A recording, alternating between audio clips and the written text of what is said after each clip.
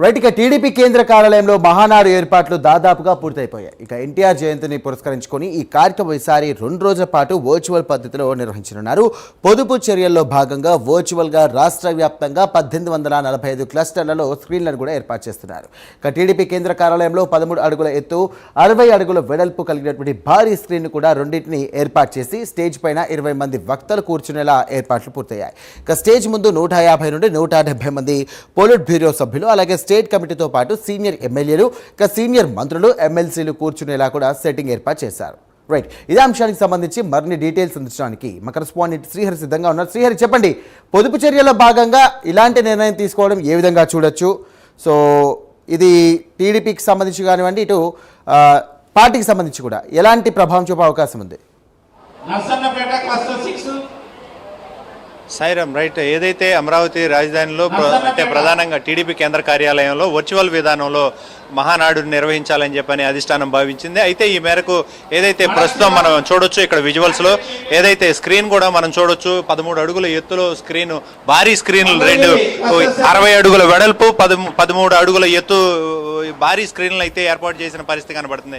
అయితే ప్రధానంగా స్క్రీన్లు కూడా మనం చూడొచ్చు ఆ విజువల్స్. దాంతోపాటు ఏదైతే ఈ స్టేజ్ ఏదైతే ఇప్పుడు మనకు ముందు కనబడుతుందో ఆ స్టేజ్లో సీఎం చంద్రబాబుతో పాటు జాతీయ వర్కింగ్ ప్రెసిడెంట్ మంత్రి నారా లోకేష్తో పాటు మంత్రులు ఎవరైతే వక్తలు ఉన్నారో వక్తలు, మంత్రులు, అదేవిధంగా సీనియర్ ఎమ్మెల్యేలు, ఎమ్మెల్సీలు వీరంతా కూడా ఈ డయాస్ మీద అయితే కూర్చునే పరిస్థితికి అయితే దీంతో పాటు ప్రధానంగా చూసుకున్నట్లయితే ఇంకా మిగతా ఈ డయాస్కి ఎదురుగా చూసుకున్నట్లయితే 60 మంది 160 నుంచి 170 మంది ఎవరైతే ఉన్నారో వారంతా కూడా కూర్చోవడానికి సిట్టింగ్ కెపాసిటీ ఏర్పాటు చేశారు. దాంతోపాటు వర్చువల్ విధానంలో చూసుకున్నట్లయితే ఇక్కడ మన విజువల్స్లో చూడొచ్చు, ఇక్కడ టీవీ స్క్రీన్లు, ప్రత్యేక స్క్రీన్లు ఏర్పాటు చేసి వర్చువల్ విధానంలో ఎవరైతే పార్టిసిపేట్ చేస్తున్నారో అంటే రాష్ట్ర వ్యాప్తంగా ఉన్న ఏవైతే 1900 క్లస్టర్లలో ప్రత్యేక స్క్రీన్లను కూడా ఏర్పాటు చేశారు.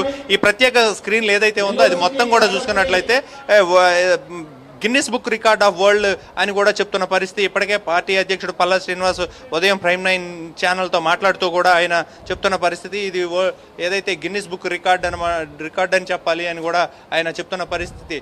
అయితే ఇప్పుడు మనం విజువల్స్లో చూడొచ్చు ఇక్కడ డయాస్కి ముందు ఎవరైతే పాలిట్ బ్యూరో సభ్యులతో పాటు అదేవిధంగా పార్టీ ఎవరైతే స్టేట్ కమిటీలు ఎవరైతే ఉన్నారో వీళ్ళంతా కూడా ఇక్కడ కూర్చోడానికి ఏర్పాట్లు చేశారు. సిట్టింగ్ కెపాసిటీ మొత్తం కూడా 170 మంది సిట్టింగ్ కెపాసిటీని ఇక్కడ ఏర్పాటు చేశారు. ఇక్కడ నుంచి ఎవరైతే ప్రధానంగా వచ్చే స్టేట్ కమిటీ కానీ అదేవిధంగా పొలిట్ బ్యూరో సభ్యులు కానీ ఉన్నారో వారంతా కూడా ఇక్కడ కూర్చోడానికి అయితే ప్లేస్లు అయితే అరేంజ్ అయ్యాయి. దాంతోపాటు బ్యాక్ సైడ్ ఎవరైతే వర్చువల్ విధానంలో వీక్షించేవారు ఎవరైతే ఉన్నారో వారంతా కూడా ఆ వర్చువల్ విధానంలో ఎవరైతే ఉన్నారో వారంతా కూడా ఆ వెనక స్క్రీన్లు ఏవైతే ఉన్నాయో వాటన్నిటిలో సీఎం చంద్రబాబు అదేవిధంగా మంత్రి నారా లోకేష్తో పాటు రాష్ట్ర కమిటీలన్నీ కూడా పరిశీలించే పరిస్థితి కనబడుతుంది. అయితే ఓవరాల్గా చూసుకున్నట్లయితే ఈ 2 రోజులు అంటే రేపు ఎల్లుండి ఏదైతే ఈ మహానాడును అత్యంత ఘనంగా మాజీ ముఖ్యమంత్రి విశ్వవిఖ్యాత నట సార్వభౌమ నందమూరి తారక రామారావు జయంతిని పురస్కరించుకొని ఈ 2 రోజుల పాటు మహానాడును మరింత ఘనంగా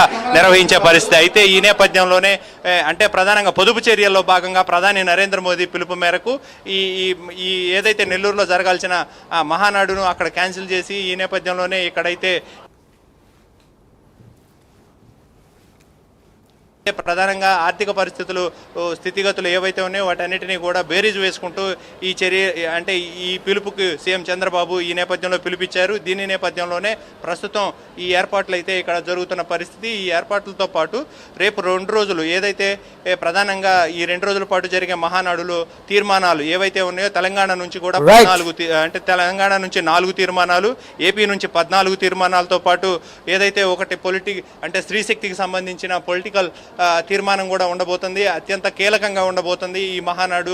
ఏదైతే అంటే ప్రధానంగా వర్చువల్ విధానం అనేది కొత్తదనాన్ని తీసుకొచ్చింది. పార్టీని సంస్థాగతంగా బలోపేతం చేస్తూ క్షేత్రస్థాయిలో మరింతగా బలోపేతం చేస్తూ రానున్న 3 సంవత్సరాలకి ఏదైతే ఉందో ఎన్నికలు రాబోయే నేపథ్యంలో క్షేత్రస్థాయిలో ఉన్న అన్నిటిని కూడా స్థానిక సంస్థలు కైవసం చేసుకోవాలని చెప్పని అధిష్టానం భావిస్తుంది. ఈ మేరకు పార్టీని మరింతగా బలోపేతం చేసుకుంటూ ముందుకు తీసుకువెళ్తుంది.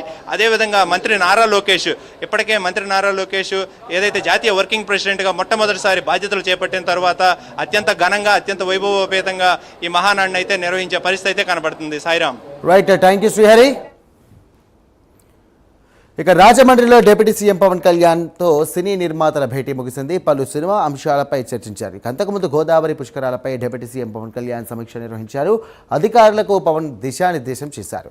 కాలుష్యరహిత గోదావరి అనే లక్ష్యంతో గోదావరి పుష్కరాలను ప్రతిష్టాత్మకమైనటువంటి రీతిలో నిర్వహించాలంటూ కూడా ప్రభుత్వం భావిస్తోందంటూ కూడా డిప్యూటీ సీఎం పవన్ కళ్యాణ్ తెలియజేశారు. ఇక కాలుష్యరహిత గోదావరి అనే లక్ష్యంగా ప్రత్యేక